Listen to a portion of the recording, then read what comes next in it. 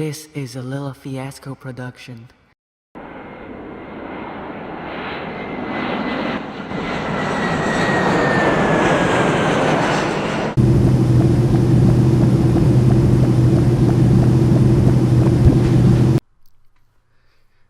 Released in North America on August 26, 2002, Mario finally made his debut on the GameCube with a splash. Literally.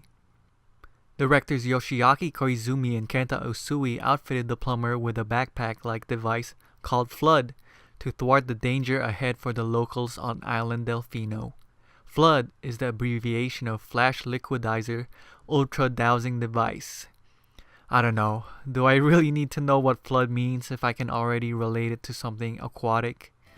In any case, does Mario stay hydrated, or is the summer sun too much for our mustachioed hero?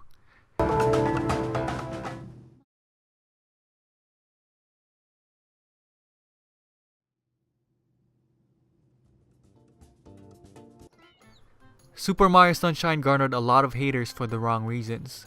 After the revolutionary Super Mario 64, expectations were large for Mario's next outing on a more powerful machine. Super Mario 128 teased fans at Space World 2000 with a tech demo of literally hundreds of Marios in a playground. 2 years later, the game was released, but consumers got something a little different. Power up complete. Traditional Nintendo fans were turned off by this awkward talking device attached to the blue little plumber. Mario is supposed to be jumping, not being helped by this interactive water gun. Aside from that fact, Flood's voice is a bit annoying. This appears to be quite a predicament, Mario. The main reasoning for this is the fact that there is toxic paint all over the island caused by a mysterious Mario lookalike. The islanders blame it on Mario and he is imprisoned until he cleans up this mess. It's up to Mario to solve this mystery while traversing many different areas filled with familiar and not so familiar foes. So while Mario does have water support, he'll still be jumping, running, sliding, gliding, and hovering to collect all the shines, blue coins and red coins you would expect in a 3D Mario platformer. And what fun it is! There's many different types of areas for Mario to explore, and in those areas are different types of missions, akin to Mario 64. Don't take this game lightly, even though it is Mario, some levels will challenge your skills as a gamer. Graphics wise, for its time, Mario Sunshine was one of the best looking games out there with its whimsical art style and lighting and bloom effects used for the sun as well as the water that surrounded it. Delfino Island looks lively with its wacky tourists, and even though the theme of this game is the sunny weather, the stage designs will keep surprising you from one area to another.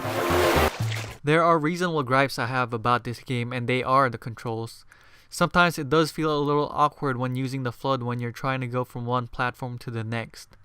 Added to that fact is that you need to refill the tank every now and then to proceed.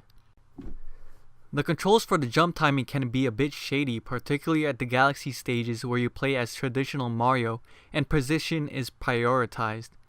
Even though I know what I'm pressing in the controller, Mario doesn't move exactly where I want him to and slides around every now and then.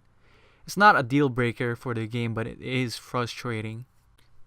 I'm not quite sure what the deal is, but I personally like Super Mario Sunshine. People think too highly of Super Mario Galaxy, the Mario that came after it, to make Sunshine look like a dark horse for the series. The creators tried to do something different with Mario this time, and it should be credited even if it didn't live up to expectations. Sure, the game was not as popular as the other Mario games, and the controls are not as tight as it can be, but to this day, it still has a lot of influences seen in stages from Mario Kart DS, Mario Kart 8, and even Super Smash Bros. Brawl. Heck, Mario's down B move is the Flood. So whether you like it or not, Sunshine was one of the best platformers in its generation and was bound to happen to Mario sooner or later. Who knows, maybe this classic will show up with an HD remake for the Wii U. With all that said, for my first review for foreign games, I give Super Mario Sunshine a solid B.